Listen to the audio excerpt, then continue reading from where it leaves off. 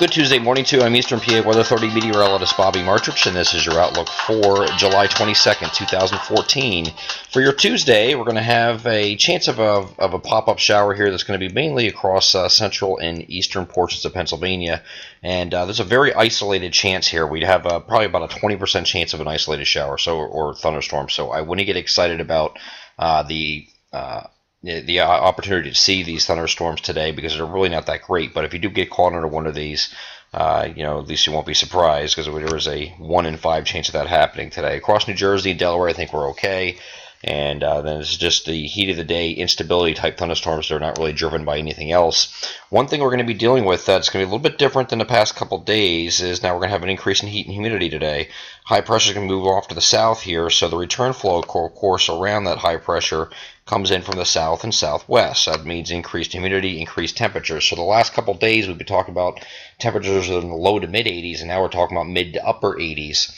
And actually close to 90 in some spots here today. But then as we get into tomorrow, I think we're getting into the generally the 90 to 94 degree range. So it's going to warm up even more so on Wednesday.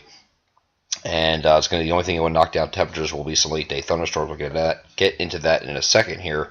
Go a little bit further here in time. Beyond this point, and now we're going to get into Wednesday. Now Wednesday, here's the afternoon here.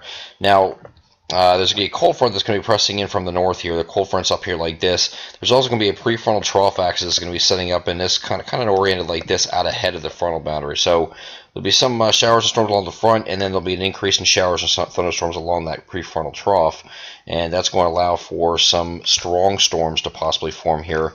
Now, there's going to be a little bit undecided here on how this is going to work out. The best dynamics obviously are further to the northeast here, but this is actually going to show some showers and storms, at least according to the NAM here. We're going to go over to that now.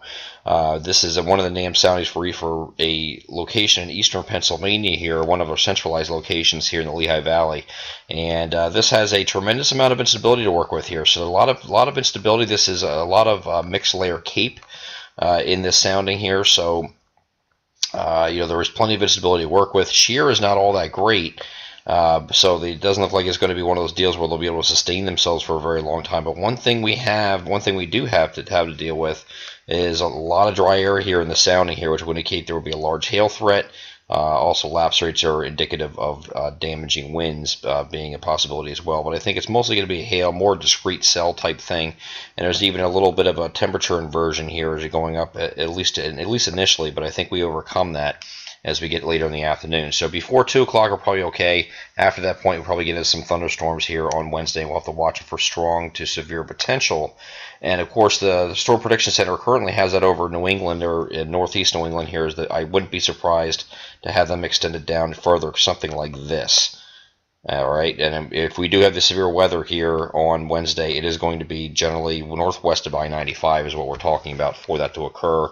Again, I use the word severe here, but you could just have some storms that are pretty strong that don't get to severe limits too, and I think that's probably a better opportunity on Wednesday. Going back to the models here now for Thursday, that cold front will finally start pushing through here on Thursday morning. Cold front at this point on Thursday morning is situated right across here, our coverage area here, so there will be some showers early on Thursday morning from central and southern portions endpoint south. Across northeast PA, the front might already be clear, and at that point we'll have clearing skies taking place from northwest to southeast, and a wind shift to the northwest, which will bring in the drier and cooler temperatures. That front will push off to the south. Here's Thursday early afternoon. You see it's already down by the Mason-Dixon line. So still some showers and thunderstorms left over around southern New Jersey and Delaware.